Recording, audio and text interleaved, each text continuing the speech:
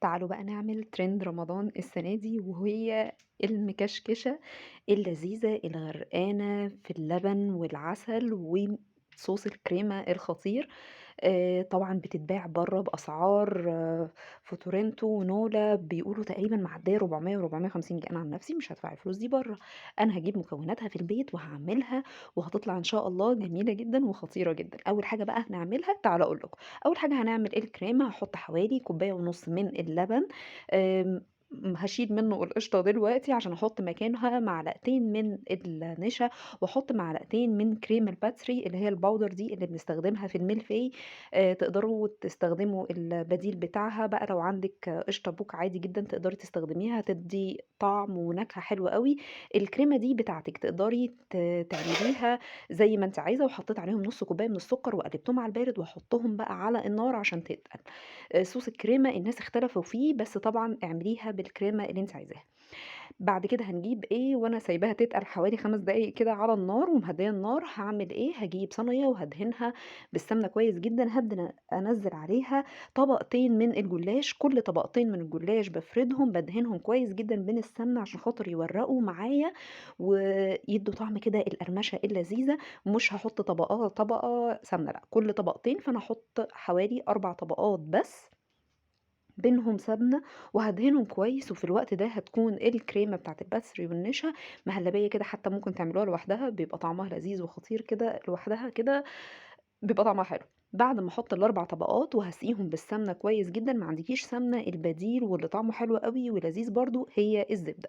بعد كده هانزّل طبقة الكريمة ومش هاحطها على الأطراف لإن كريمة الباتري بتتحرق، فأنا مش هاحطها على الأطراف هاخلّيها كده في النُص.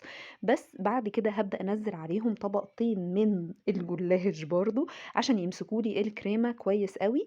وبعد الطبقتين دول هادهنهم برضه بحبة من الزبدة أو السمنة اللي هو المتوافر عندِك هتسيّحيه وتبدئي تسقسقيها كده بيه. خلاص كده خلّصنا الطبقة الأولانية اللي تحت اللي هي طبقة الكريمة.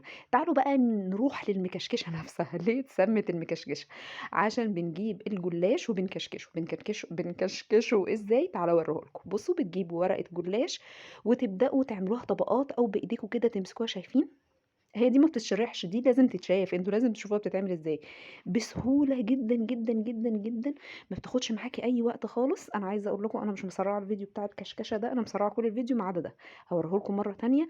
هنبدأ نعملها بسهولة جدًا، تبدئي تكشكشيها وتحطيها فوق الجلاش، تعملي الكمية كلّها. أنا عملتها ما خدتش منّي 5 دقايق بالضبط، وطبعًا مسيّحة سمنة أو مسيّحة زبدة، هابدأ أسقيها كويس أوي. هنسقيها بقى بحبّة كتير كده ما تستخسريش، لأ دي بتتباع برّه ب450 لأ يعني ما تستخسريش خالص، ادهنيها وحاولوا بقى تدهنوا الجوانب كويس جدًا عشان خاطر تتشرّب معاكم وتبقى مقرمشة كده وأنتم جايين تاكلوها. خلّصناها تخش بقى البوتاجاز على الرف دايمًا الحلويات الرف اللي في النُص على درجة حرارة 180 لمدة 10 دقايق ربع ساعة. أنا بالذات الجلاش ده كل 5 دقايق باروح أبُص عليه عشان خاطر ما يتلسعش من تحت، لإن ورقة الجلاش زي ما قُلنا هي دقيق وزيت، هتتحرق معانا لو أنتِ سِبتيها وغيّبتيها.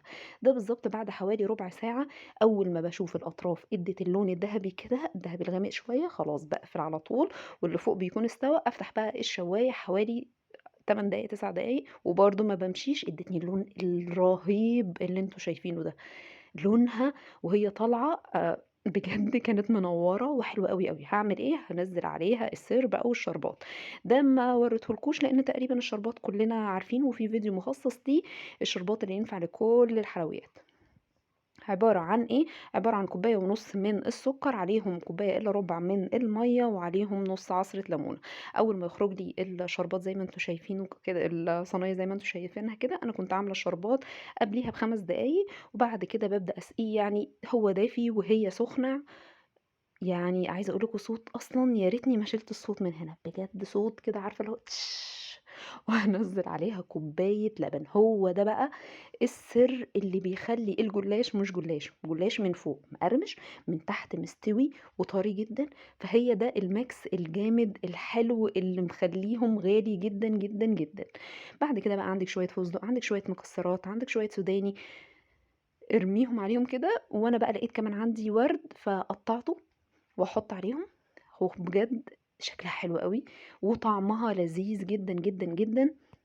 الناس اللي بتحب الميكس اللي هو المقرمش مع الطري وكمان صوص الكريمة حلوة أوي، أوي، أوي، جرّبوها واستنوني في تريليشيا أو المسخسخة هاعملها بعد بُكرة بسرعة جدًا. يالّا اعملوا search على صفحتي على الفيسبوك cake and cook with آية فاروق، هتلاقوا الصفحة حوالي 111,000 انضموا ليها، بينزل عليها reels وبينزل عليها وصفات كتابة. شايفين المنظر، شايفين الصوص أصلًا وهو بيطلع من الجناب، بجد رهيبة، بجد رهيبة بجد جدًا، جدًا، جدًا، لازم تجربوها. أنا مين بقى للي اتفرج على الفيديو وما يعرفنيش؟ أنا آية فاروق، مع السلامة.